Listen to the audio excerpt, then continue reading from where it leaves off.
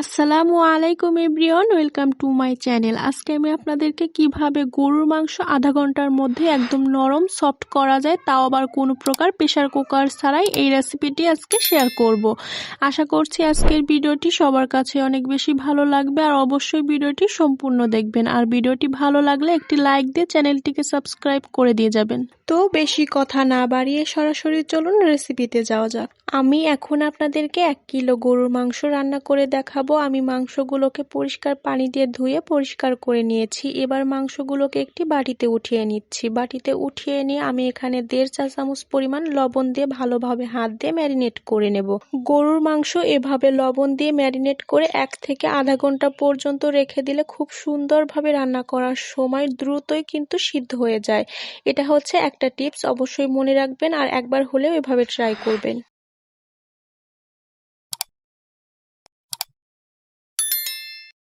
মাংসগুলোর সাথে খুব ভালোভাবে লবণ দিয়ে ম্যারিনেট করে নিয়েছি। এবার ঢাকনা দিয়ে ঢেকে রেখে দেব 1 ঘন্টার জন্য।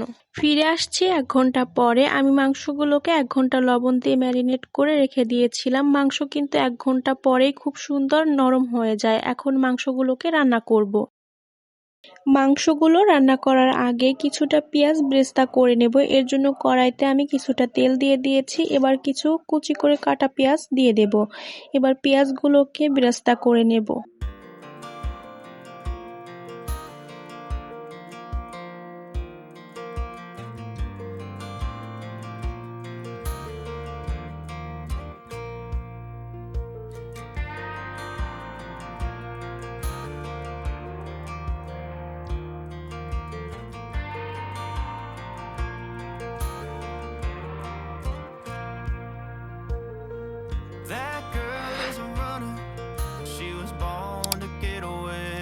পেঁয়াজগুলো ব্রেস্তা হয়ে গেছে। এবার আমি ব্রেস্তাগুলোকে একটি বাটিতে উঠিয়ে নিয়ে এই কড়াইয়ের মধ্যে মাংস রান্না করব।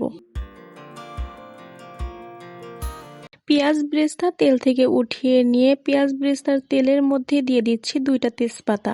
এবার এই তেলের মধ্যে কিছু কুচি করা পেঁয়াজ দিয়ে দেব। পেঁয়াজগুলো যখন সাইড দিয়ে হালকা বাদামি কালার চলে আসবে, এরপরে আমি এর মধ্যে মাংসগুলো অ্যাড করে দেব।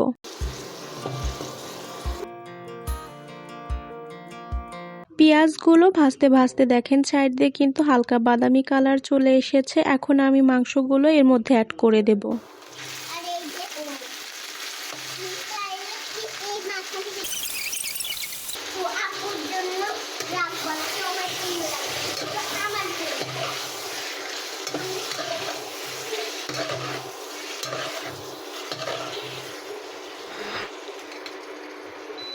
এখন আমি মাংসের মধ্যে মশলা অ্যাড করে দেব। এখানে আমি 1 কিলো মাংসের জন্য 1 টেবিল চামচ পরিমাণ আদা বাটা, 1 টেবিল চামচ পরিমাণ রসুন বাটা, 1 চা চামচ পরিমাণ হলুদ গুঁড়ো, 1 টেবিল চামচ পরিমাণ লাল মরিচের গুঁড়ো, 1 চা চামচ পরিমাণ ধনিয়া গুঁড়ো, 1 চা চামচ পরিমাণ জিরা গুঁড়ো, এবং আগে থেকে যেহেতু লবণ দিয়ে দিয়েছিলাম তাই লবণটা একটু বুঝে দিতে হবে। আমি এখানে 1 চা চামচ পরিমাণ লবণ দিয়েছি আর দিয়েছি কয়েকটা কাঁচা মরিচ দিয়ে। এবার আমি নাড়াচাড়া করে সবকিছুর সাথে মিশিয়ে নিয়ে এরপরে গরম মশলা অ্যাড করে দেব।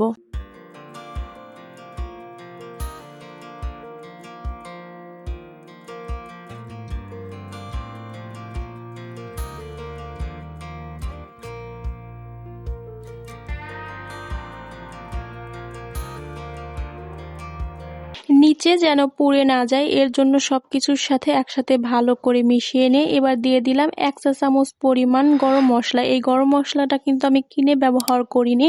ঘরে বানানো মশলা দিয়ে মাংস রান্না করলে সব সময় টেস্ট বেশি আসে।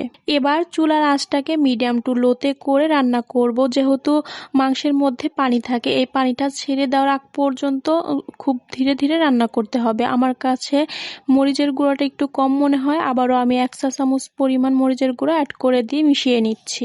যতক্ষণ পর্যন্ত মাংসে থাকা পানিটা ছেড়ে দিয়ে শুকিয়ে না যাবে ততক্ষণ পর্যন্ত বাইরে থেকে পানি অ্যাড করবেন না, তাহলে মাংসের স্বাদ নষ্ট হয়ে যাবে।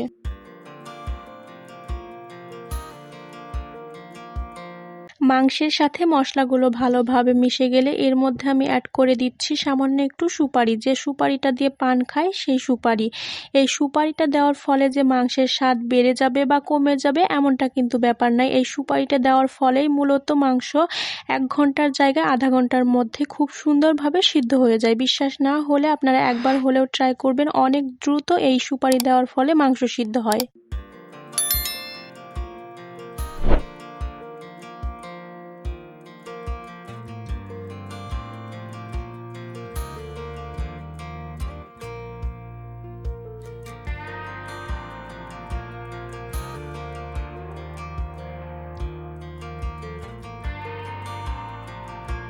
মাংসের মধ্যে যে পানিটা থাকে সেই পানিটা কিন্তু ছেড়ে দিয়ে আবার শুকিয়ে গেছে। এবার আমি মাংসটাকে কষানোর জন্য অল্প একটু গরম পানি অ্যাড করে দেব।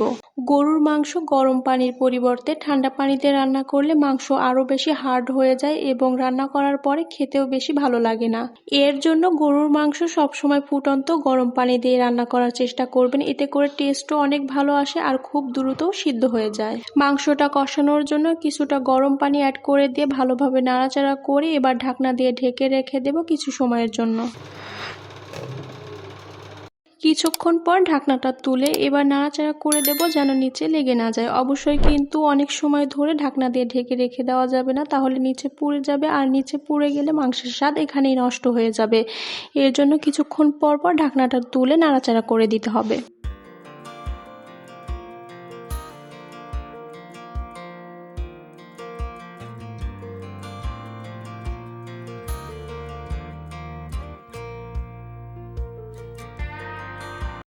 মাংস কষানো হয়ে গেছে, দেখতেই পাচ্ছেন। কষানোর জন্য যে পানিটা দিয়েছিলাম সেটা কিন্তু শুকিয়ে গেছে। এবার আমি একেবারে রান্নার জন্য পানি দিয়ে দেব।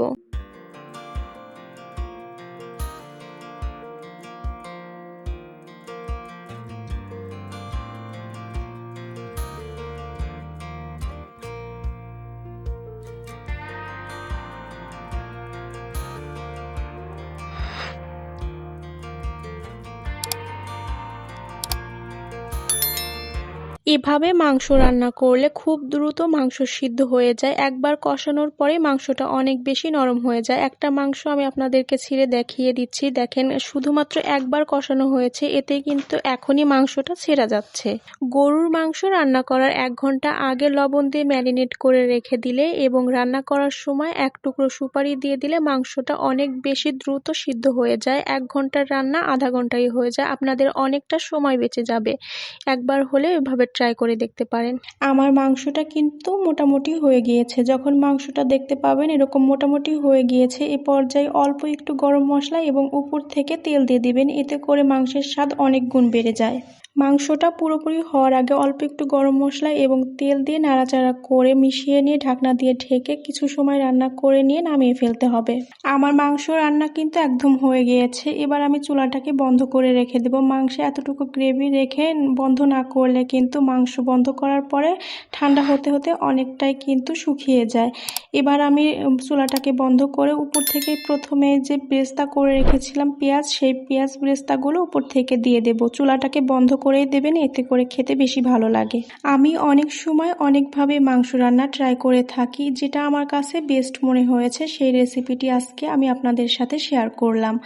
যদি ভিডিওটি ভালো লাগে অবশ্যই ভিডিওতে একটি লাইক দিয়ে যাবেন, আর যারা ভিডিওটি সম্পূর্ণ দেখেছেন তাদের সবাইকে জানাচ্ছি অসংখ্য ধন্যবাদ। আজকের মতো ভিডিও এখানেই শেষ করছি। আসসালামু আলাইকুম।